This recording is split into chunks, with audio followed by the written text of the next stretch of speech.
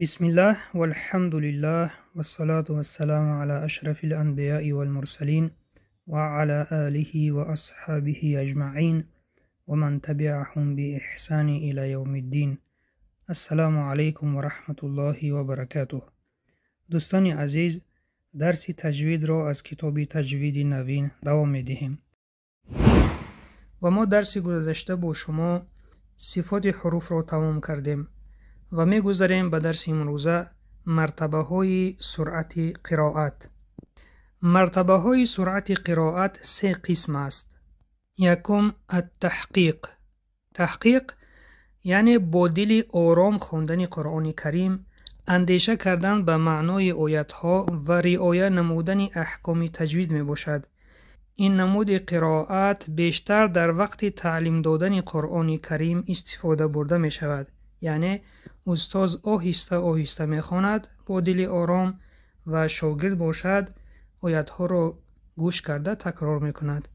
دوم التدویر. تدویر طرز میانه خواندن قرآن کریم با رعایت نمودن احکام تجوید می باشد. بین تحقیق و حدر است.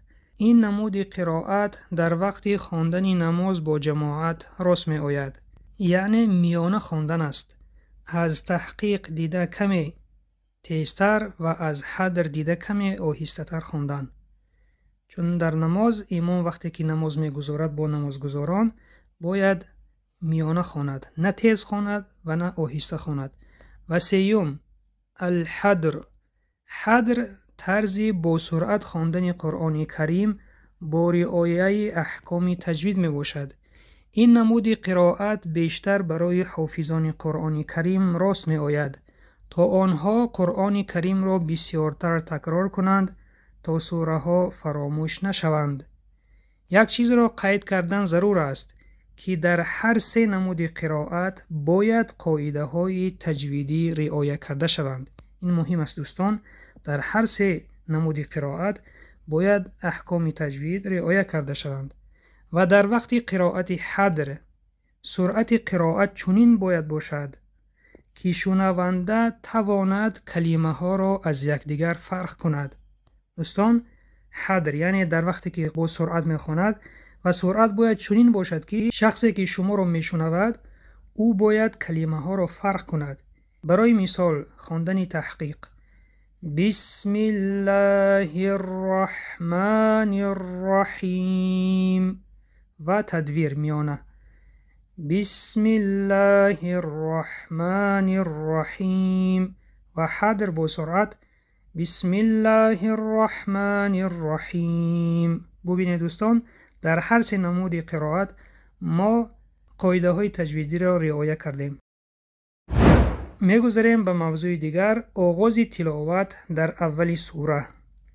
بر اساس تعلیم قرآن کریم هر نفری که نیت خواندن آن را می کند باید آن را با استعاذه و بسمله آغاز کند.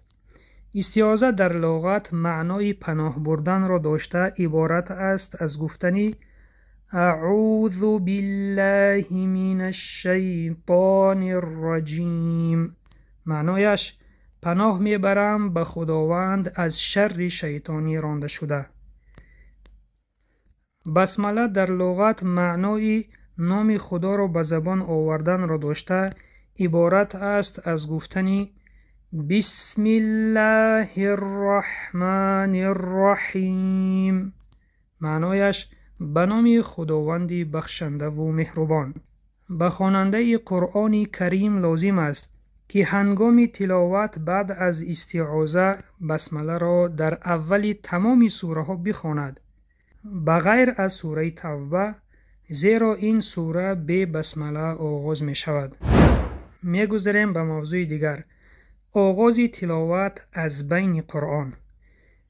شخصی که تلاوت قرآن را از بین آن شروع کند به او لازم است که تلاوت را با استعاذه آغاز کند و اگر معنای آیات ها را فهمد بهتر می شود آن آیات هایی که با نام و صفات الله با ذکر پیامبران و مؤمنان آغاز می شده را بعد از استعاذه بسمله را نیز خواند.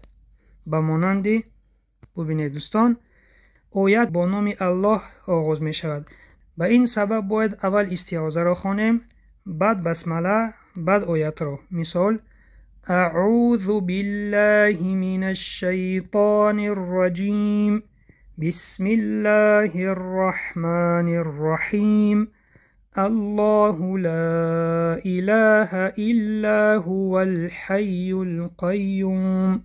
دیگر سوره آغاز می شود با کلمه یا ایها الذین آمنوا، یعنی ای شخصانی که ایمان آورده اید. و این سبب بهتر می شود که بعد از استعاذه بسمله را خوانیم. مثال: اعوذ بالله من الشیطان الرجیم بسم الله الرحمن الرحیم یا ایها الذین آمنوا.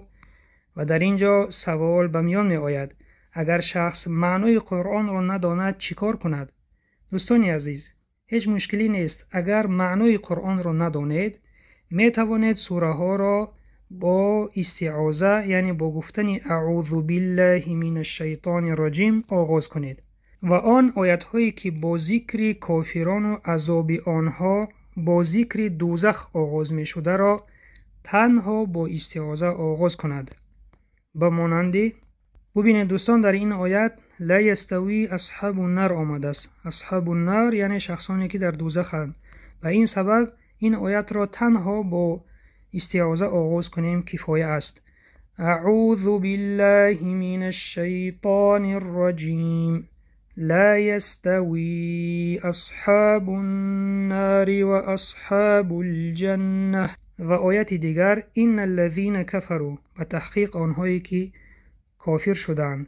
این آیت با ذکر کافران آغاز شده است. به این سبب استعاذه خواندن کفایت میکند، بسمله را نمیخونیم. مثال: اعوذ بالله من الشیطان الرجیم ان الذین کفروا و ماتوا و هم کفار. سوال ها برای سنجش: یکم، مرتبه های سرعت تلاوت به چند قسم تقسیم می شوند؟ دوم، آغاز تلاوت قرآن چگونه صورت می گیرد؟ سیوم، کدام سوره به بسمله خوانده می شود؟ چهارم، کدام آیت ها را افضل تر است که بعد از استعاذه با بسمله آغاز کرد؟ پنجم، کدام آیت ها را افضل تر است که تنها با استعاذه آغاز کرد؟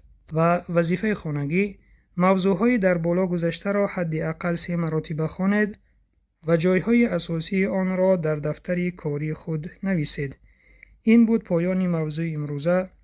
سبحانك اللهم و بحمدک نشهد ان لا اله الا انت نستغفرك و نتوب الیک. السلام علیکم و رحمت الله و برکاته.